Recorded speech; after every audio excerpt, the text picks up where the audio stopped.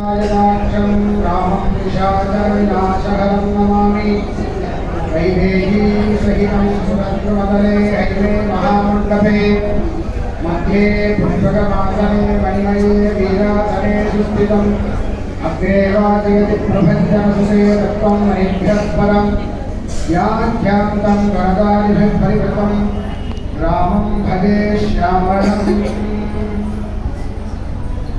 நம்முடைய சிங்கராஜா கோட்டை ராஜுகளுக்கு பாத்தியப்பட்ட ஸ்ரீ சீதா லக்ஷ்மண ஹனுமத் சமேத ஸ்ரீ கோதண்டராம சுவாமி ஆலயத்தினுடைய விஸ்வாவசு வருஷத்திய பங்குனி மாத 10 தின மகோத்சவம் என்று சொல்லக்கூடிய பிரம்மோத்சவ வைபவத்திலே இன்றைய தினம் 10ஆம் திருநாள் ஸ்ரீராம நவமி திருநாள் எம்பெருமான் இந்த விசேஷமான நன்னாளிலே காலை வேளையிலே தீர்த்தவாரி கண்டருளி மாலையிலே விசேஷமாக திருவீதி அலங்கரித்து எழுந்தருளி தற்பொழுது கேசவாதி துவாதசாராதன புஷ்பயாகம் என்று சொல்லக்கூடிய ஒரு வைபவத்திலே எம்பெருமான் எழுந்தருளி நமக்கெல்லாம் அனுகிரகித்துக் கொண்டிருக்கிறார். பொதுவா ஒரு தீர்த்தவாரி அப்படின்னு சொன்னா எம்பெருமானுடைய திருநக்ஷத்திரம் திருமலையப்பனுக்கு தீர்த்தவாரி திருவோண நட்சத்திரத்தில் தீர்த்தவாரி இருக்கிறார். காஞ்சிபுரம் வரதராஜ பெருமாளுக்கு ஹஸ்த நட்சத்திரத்தில் தீர்த்தவாரி இருக்கிறார். நம்முடைய அழகர் எம்பெருமான் திருமாலிருந்தோரேன்னு சொல்றோமே அழகர் கோவில், அந்த எம்பெருமானுக்கு உத்திராட நட்சத்திரத்திலே தீர்த்தவாரி நடக்கும். அப்படி ஒவ்வொரு எம்பெருமான்களுக்கும் ஒவ்வொரு நட்சத்திரம் உத்தேசம்.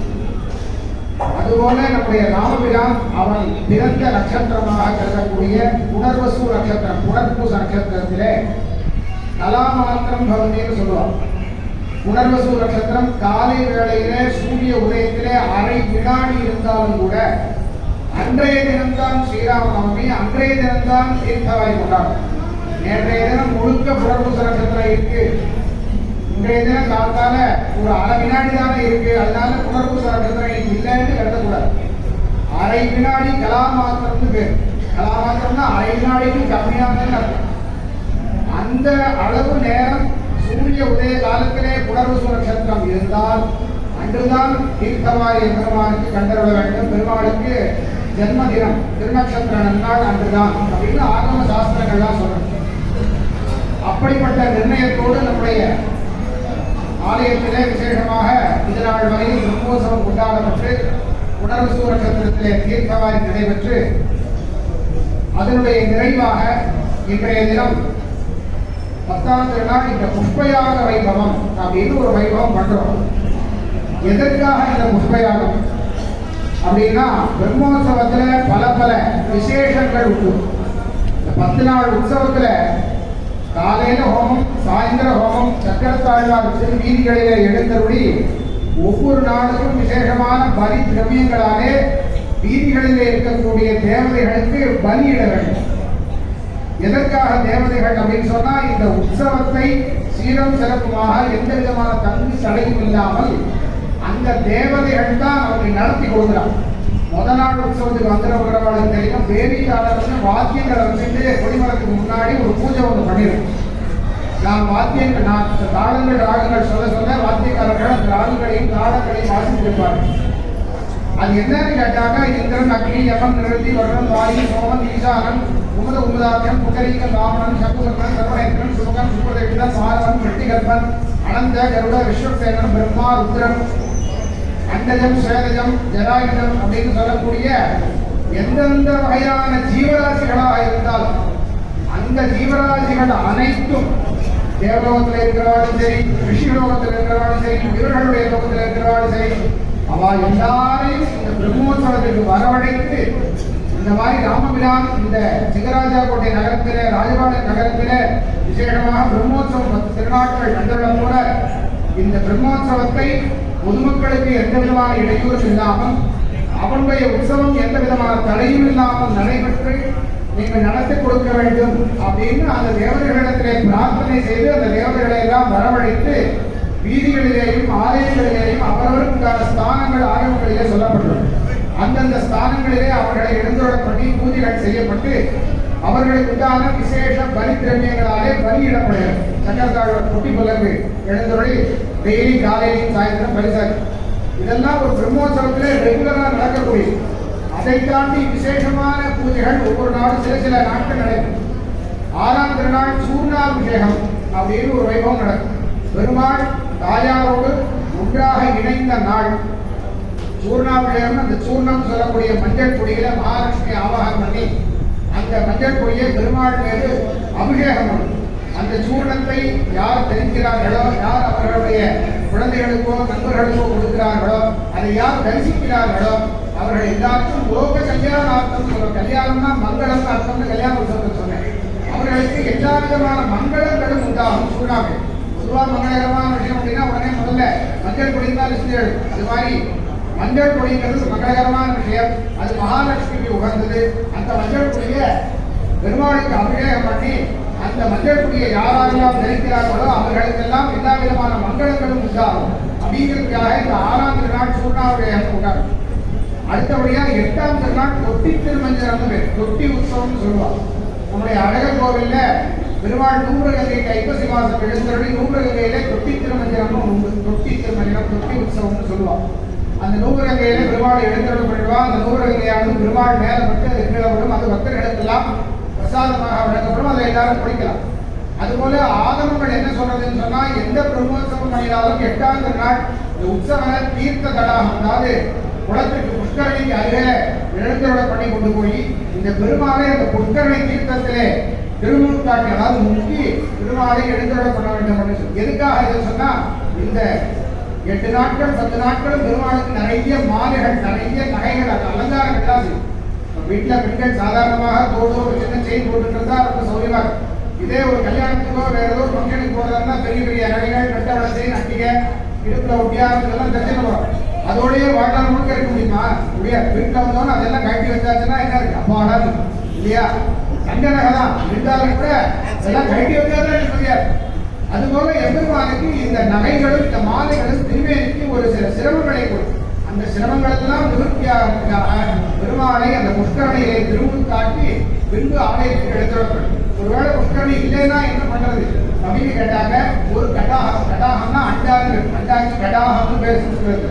அந்த அண்டாக்குள்ளே பெருமாளை எழுந்தருள் பண்ணி அதுல தீர்த்தத்தை பூரணம் பண்ணி பூரிச்சு அந்த அண்டாக்குள்ள பெருமாளுக்கு அபிஷேகம் பண்ணி பெருமாளை மறுபடியும் வெளியில எழுந்தருள் பண்ணி அந்த அண்டா தீர்த்தத்தை எல்லாரும் தலையிலே புரோஷனம் செய்து கொள்ளும். இது பெரிய பெரிய கும்பாபிஷேகங்களை நாம் தரிசனம் பண்ணின பலனை கொடுக்கும் அந்த தொட்டி உற்சவம், தொட்டி திருமஞ்சனம். அப்படி ஒவ்வொரு நாளும் விசேஷமான வைபவங்கள் நடந்துட்டு வரைச்ச இன்னைக்கு காலையில மகோத்சவ சம்பூர்ணதா சிங்கேற்பாங்க அவபத ஸ்நானம்னு சொல்லுவாங்க. இந்த பிரம்மோற்சவத்தினுடைய நிறைவாக இதனுடைய நிறைவான பலன் இந்த பொதுமக்களுக்கு கிடைக்க வேண்டும், பக்தர்களுக்கு கிடைக்க வேண்டும் என்பதற்காக இந்த அவபத ஸ்நானத்தை எப்பெருமானுக்கு நாம் செய்கிறோம் அப்படின்னு சொல்றோம். ஆண்டாலே அவபிரதம் ஆற்றிய அழுதல் அயோத்திய அரசே அப்படின்னு சொல்லிட்டு விஸ்வாமித்திரருடைய யாகத்தை ராமபிரான் முடித்தவுடன் அந்த ராமபிரானும் லட்சுமண பெருமாளும் முதல்ல அவபிரதம் தீர்த்தவாரி பண்ணிட்டார். தீர்த்தவாரி அப்புறம் தான் அவ ஜனகருடைய அரண்மனைக்கு போறார். ஆகையினால அந்த மாதிரி அவபிரதம்ங்கிறது இன்னைக்கு நேரத்துக்கு இல்லை. அதாவது தீர்த்தவாரி மகோத்சவம் எந்த ஒரு யாகம் பண்ணினாலும் பெரிய பெரிய யாகம் 3 நாள் கோயிலாமல் ஒரு யாகம் பண்ணினால் அந்த யாகத்திற்கு அவசியம் அவபிரதம் சொல்லக்கூடிய தீர்த்தவாரியானது பண்ண வேண்டும். அதனால பவித்ரோத்சவத்திலையும் நம்முடைய ஆலயத்தில் தீர்த்தவாரி நடக்கிறது. அந்த தீர்த்தவாரி மூலமாக என்ன கிடைக்கிறதுனா சர்வ தீர்த்த பலன்னு சொல்றாங்க. சர்வ தீர்த்தம் சொன்னா கங்கை, யமுனை, கோதாவரி, காவேரி போன்றதான புண்ணிய நதிகளிலே நாம் தீர்த்தமாடிய பலன், குளித்த பலன் கிடைக்கிறது. ஏன்னா பெருமாள் அதில் முக்கிறதுக்கு முன்னாடி இந்த நதிகளுடைய மந்திரங்களை சொல்லி இந்த நதிகளை கூட அந்த தீர்த்தத்தை ஆவாகம் பண்ணுவோம். அதனால அந்த தீர்த்தத்தை நாம் சீகரிக்கிறதுனால, தீர்த்த புரோஷனம் பண்ணிக்கிறதுனால இந்த மாதிரி தீர்த்தங்களிலெல்லாம் குளித்த பலனானது எல்லாருக்கும் கிடைக்கிறது அப்படின்னு சொல்றது. அடுத்தபடியாக இன்று புஷ்பயாகம்.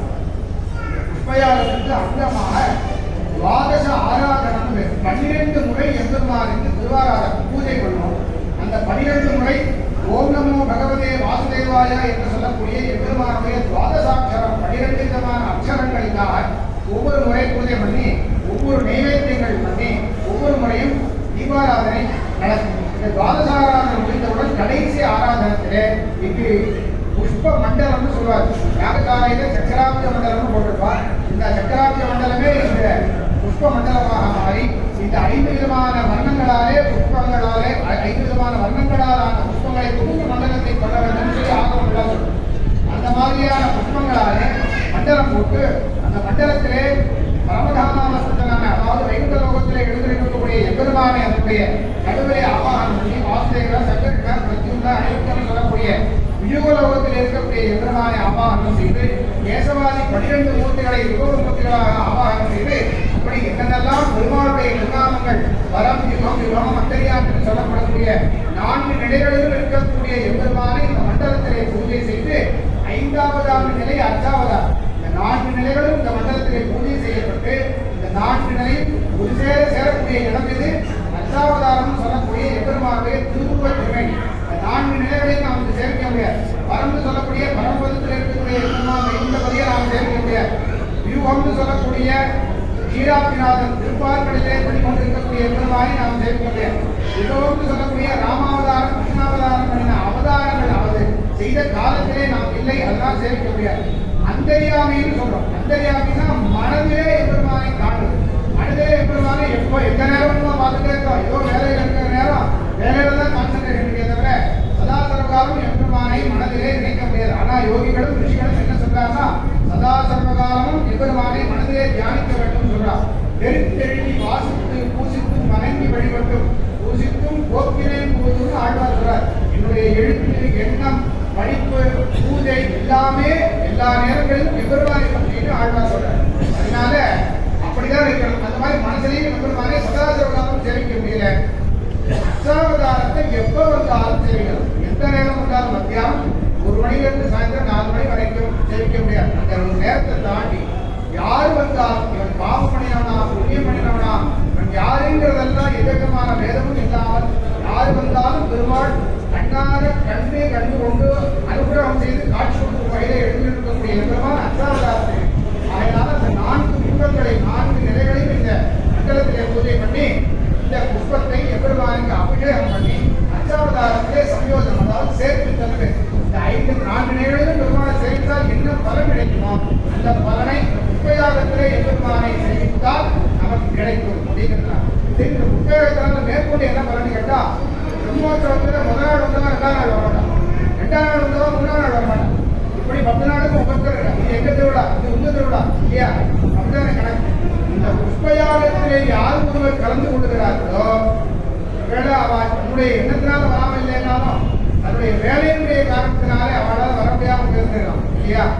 புஷ்பயாகத்தில் யார் கலந்துக்கிறாரோ இல்லை அவருடைய சொந்தக்காரர்கள் யாராவது வந்திருந்தாலும் அவருடைய நண்பர்கள் யாராவது வந்திருந்தாலும் புஷ்பயாகத்திலே கலந்து கொண்டவர்கள் இந்த 10 நாட்களும் பிரம்மோற்சவத்தை நடத்தி வைத்த பலனும் தரிசனம் செய்த பலனும் அங்கு யாகசாலையிலே சொல்லப்பட்ட மந்திரங்களுடைய பலனும் இங்கு எம்பெருமானுக்கு நடந்த அபிஷேகத்தினுடைய பலனும் இவை அனைத்தும் இந்த புஷ்பயாகத்தின் மூலமாக தரிசனம் பண்ண யாருக்கு கிடைக்கிறது? பக்தர்களுக்கு கிடைக்கிறது. அதாவது உங்களுக்கு கிடைக்கிறது. அதனால் பெருமாளுக்கு இவ்வளவு புஷ்பம் அபிஷேகம் பண்ணது எதுக்காகனா பெருமாள் தாம் மேல புஷ்பம் முடிக்கிறதுக்காக அல்ல.